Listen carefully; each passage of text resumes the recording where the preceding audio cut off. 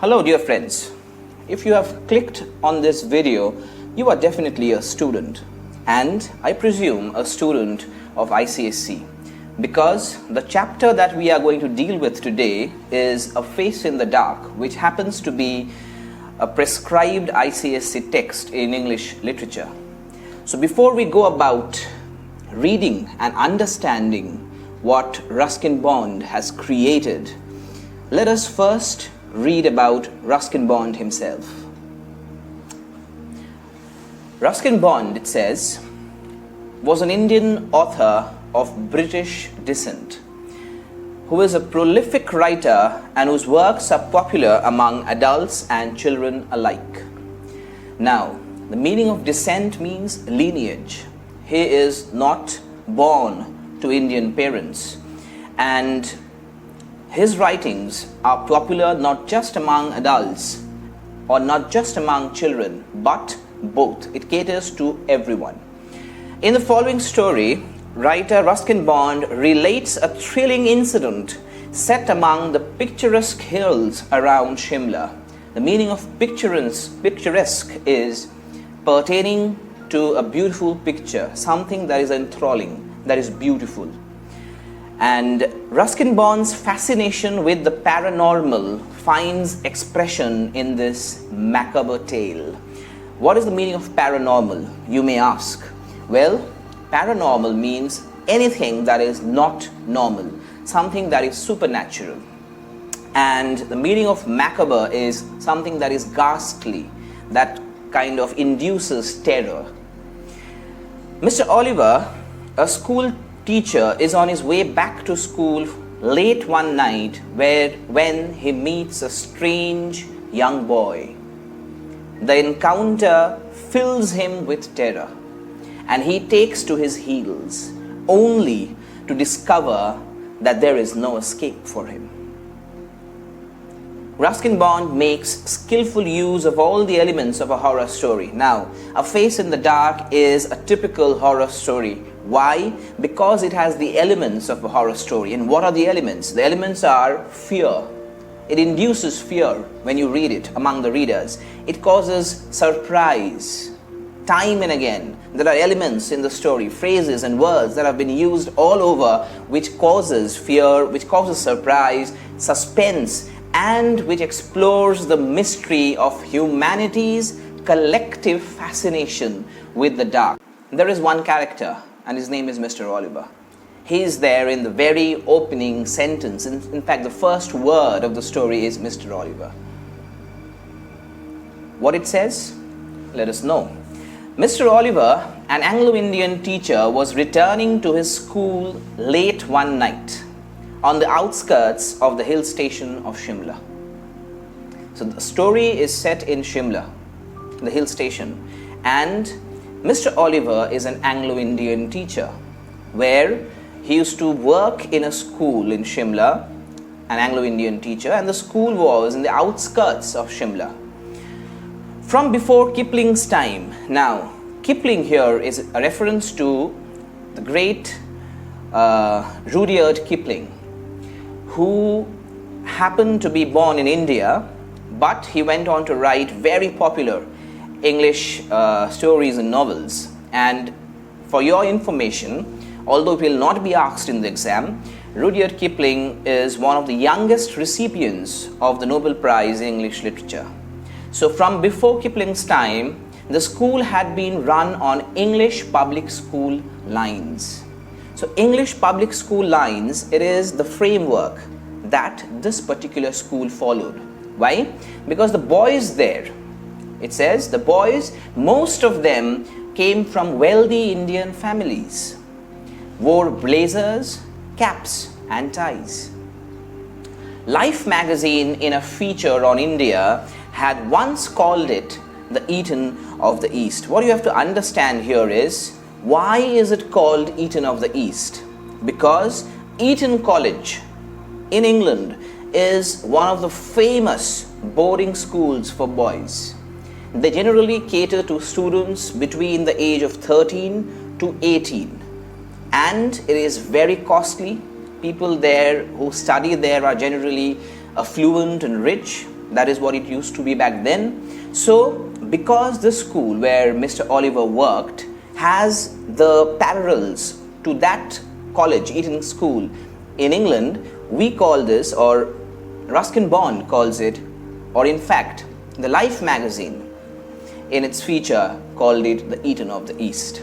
Mr. Oliver had been teaching in the school for several years. Now, this data is very important. He is not a new teacher. He is not a youngster. He is not a boy who has just started working. He has been teaching in the school for several years. He is a man of experience. We need this information to analyze certain things about the story and the character later.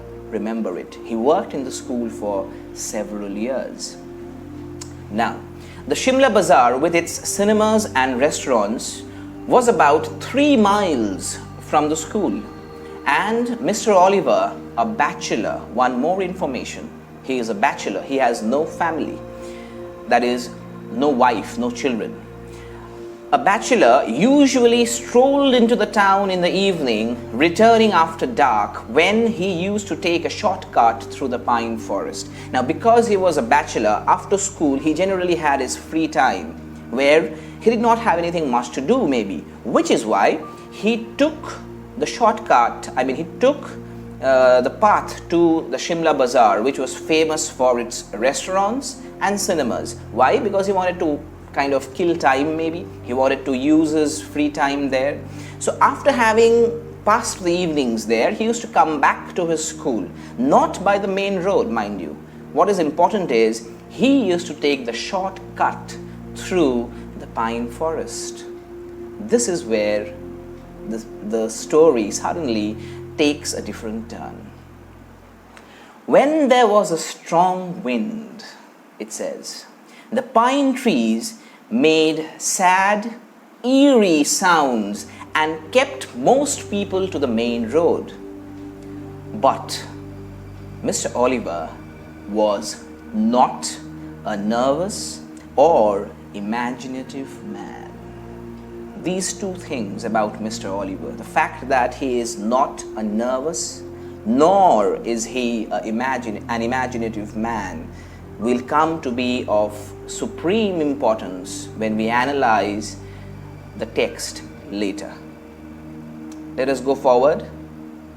Then it says, he carried a torch. He carried a torch. And its gleam. What is the meaning of gleam? Gleam means a small ray of light which is kind of unsteady, which is hazy. It's not clear. So he was carrying a torch, and its gleam, because its batteries were running down, moved fitfully down the narrow forest path. What is the meaning of fitfully? You may assume, you may ask. Fitfully means when something is not steady, it's continuously shaking and shivering, right? So the gleam of the torch, instead of a bright focused light, it was all very hazy and shaky. Now, when its flickering light fell in the figure of a boy who was sitting alone on a rock, Mr. Oliver stopped. You hardly expected this. He used to go to the cinemas and the restaurants there every day. It was his routine. He used to take the route back through the pine forest to its school. It was a routine. What is not routine is this. He encounters whom? A figure of a boy who was sitting alone on a rock. This is where mystery creeps in. This is where suspense slowly instills into the text. The figure of a boy who was sitting alone on a rock. Mr. Oliver stopped. Obviously, he stopped. He has now seen the figure of a boy. How can he just run or walk? He wants to know now, who is it? Why is he here? Boys were not supposed to be out after dark. Now, this boy happened to be a student where Mr. Oliver taught. And When he realized that this boy was a student of his school, he was instantly, his first reaction would be that of anger. As to why is this boy here, this student here, out of his school when he is not supposed to be in this dark of the night.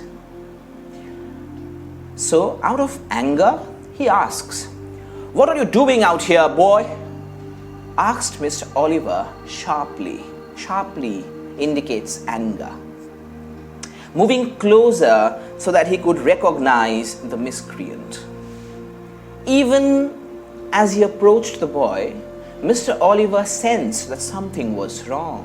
It was not normal as he went closer and closer and closer to the boy. What was it? The boy appeared to be crying. His head hung down and he held his face in his hands this way. His head was hung down, he held his face in his hands, and his body shook convulsively. Now, he was shaking out of fear, out of, you don't know what. He was just shaking. And this, the whole ambience, the whole sight that Oliver sees, the boy with his head hung down, his face in his hands, his body shaking convulsively, and he describes it. It was a strange, soundless weeping. All these together made Mr. Oliver feel distinctly uneasy. Remember, earlier, Mr. Oliver was not an imaginative nor a nervous man. For someone who was not nervous, not imaginative, this event, this sight, this experience of him witnessing the boy in the dark pine forest makes Oliver feel a little uneasy. Now, let's go forward.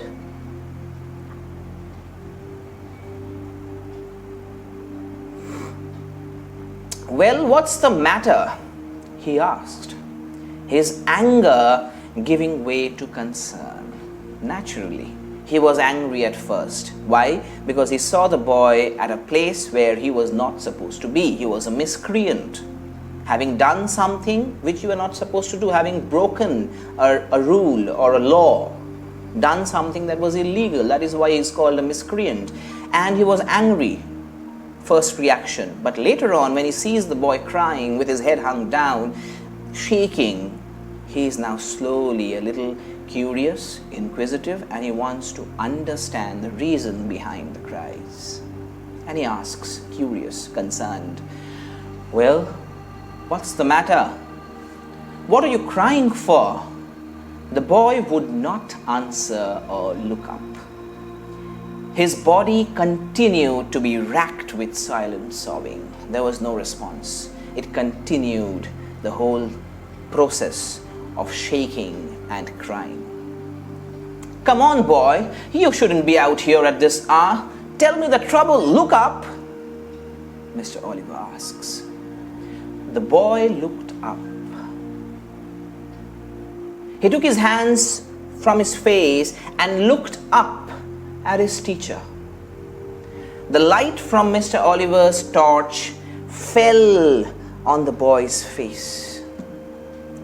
If you could call it a face, this is where the text, the story, reaches a climax. If you could call it a face, why do you think Ruskin Bond uses this phrase, "if you could call it a face"? Because he uses this phrase, because what he sees is not at all a human face that he is used to seeing. It was something else. It was something different. That is why he is shocked, surprised. And he calls it, "if you could call it a face," dumbfounded. It had no eyes, ears, nose, or mouth. It was just a round, smooth head with a school cap on top of it. And that's where the story should end. But for Mr. Oliver, it did not end here. We assumed that this was the climax. There was nothing more beyond this. But no, the story does not end there. There is more misery, more crisis, more panic, more fear, more horror to come for Mr. Oliver. Let us go forward. The torch fell from his trembling hand. Why do you think he was trembling? Definitely he was trembling out of fear. The sight that he sees absolutely disturbs him. And he is now shaking out of fear to such an extent that the torch falls from his hand. Understand, it is a dark pine forest. There are no lights. The flickering gleam of his torch, whose batteries were going down, was the only ray of light that he had in that darkness. And that torch falls from his hand, and he is trembling. He turned and scrambled down the path. Scramble means running without having a single clue, blindly. Running blindly through the trees and calling for help. But who would come to help him there? It was the shortcut. It was the dark pine forests. It was not even the main road. He was still running towards the school buildings when he saw a lantern swinging in the middle of the path. From a distance, when he was running towards the school, he sees the lantern swinging. Now that gives him some solace, some comfort. Mr. Oliver stumbled upon the watchman, gasping for breath. Why gasping? Because he has been running blindly through the forest path out of fear from what he has seen there. That is, the boy's face, if you could call it a face. He says, "What is it, Sahib?" asks the watchman. Has there been an accident? Why are you running? The watchman asks his master, Sahib, the teacher, Oliver, why are you running? What is it? Has there been an accident? To which Oliver responds, I saw something horrible, a boy weeping in the forest, and he had no face. Why do you think Ruskin Bond uses these short, broken phrases? He uses the broken phrases to represent the mental state of Mr. Oliver at this point. He is not in the state to comprehend, analyze, and speak coherent, clear sentences. He is disturbed, he is afraid, he is horrified, which is why, to the question of the watchman, all he can say is few phrases that he manages to stick up together. And he says, a boy was weeping in the forest. He had no face. Surprised, shocked. How can that be? To which the watchman asks, no face, Sahib? No eyes, nose, mouth, nothing, Oliver says. Do you mean it was like this, Sahib? Asks the watchman and raised the lamp to his own face. The watchman had no eyes, no ears, no features at all, not even an eyebrow, and that's when the wind blew the lamp out. There you go. That's the story. The wind blows the lamp out. There is total darkness. We don't know what happens next. We don't know what Oliver does from that point onwards. What happens to him? Where does he go? Does he run towards his room? Is he allowed to run even? There are a series of questions that comes to our heads. This is what Ruskin Bond intended doing when he wrote the ending. He wanted us to ask these questions. What next? What next? There is an element of surprise. A surprise ending of sorts, you can call it, if you want to. Right? So a face in the dark actually was not a face at all. It was a faceless feature, a faceless appearance. Now, as far as the themes are concerned, after having done the text, the story, let us kind of talk about the themes that can be derived from this short story. First of all, it is definitely a horror story. It is given in the introductory text about the author.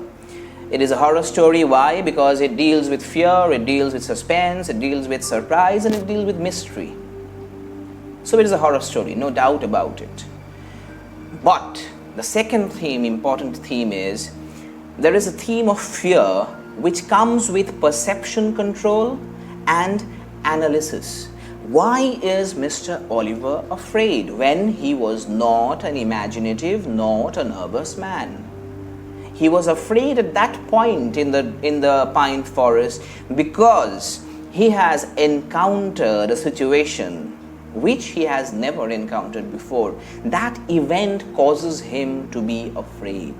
Perception, analysis. From there onwards, Mr. Oliver cannot be called as a brave man. Why? Because he scampers for safety. He runs blindly towards his school. If he was a brave-hearted man, he would have stayed there. Why? Because there was a boy who happened to be wearing the uniform of his own school. He should be curious to know what was the case, but nothing of that sort happened. He just runs for safety, scampers for safety. Then it deals with Bond's dealing with the supernatural in this text. How he manages to kind of draw out those supernatural elements in the story by the use of featureless faces, by the use of a night watchman also not having any features on the face at all, and asking the final question in the story, that was the face back there in the pine forest this? Something that teachers, something that books don't talk about is analyzing Mr. Oliver's inner being, the person that he is, the psyche, the psychological perception of Mr. Oliver, which is very, very essential, I feel, when you have to understand the context of the story. We know, I've told you, Mr. Oliver walked in the school for several years, right? It was not 2 years, 5 years, maybe let's assume 20 years, 15 years, 22 years, 30 years. Now, this person here is there in a school which is very rigid in terms of rules, regulations, what you can do and what you cannot.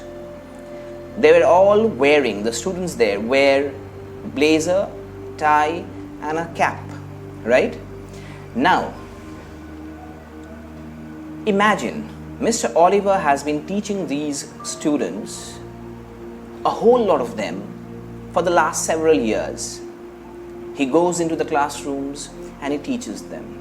All he can see is their face to distinguish a Matthew from a Robert, from a Arijit from a Ramesh, from a Ram from a Sham. He has to recognize the features on the face of each individual sitting in the classroom to distinguish who is whom. And he has been going through this process for the last several years. Important point to note here is he did not have a family. He did not have a wife. He did not have children. There are no mentions in the text whatsoever about his friends, no names, nothing. Which suggests that Mr. Oliver was a very lonely man. He was all alone. He did not have anything else to do other than teaching, and in the evenings to kill time he used to go to the cinemas, to the restaurants. That is it. So Mr. Oliver has been teaching in the school for the last several years. All of them are there in the classroom, seated, right? He can only distinguish them by their faces. Now, there is a first batch of students. There is a second batch. There is a third batch. There is a fourth batch, fifth batch. By the time you have taught 20th batch of students, that amounts to hundreds of students, don't you think that for Mr. Oliver, it will be absolutely difficult to kind of distinguish who is Robert and who is Matthew, who is Sham and who is Ram, because they are all wearing the same uniform. They are all there with the caps on their heads. All he can see is their faces. And this lonely man is now suddenly developed a void in his inner psyche, inner being. That void, that methodical lifestyle that he leads for the last several years maybe causes him to see the sight that he sees there. The sight of faceless boy and the faceless watchman.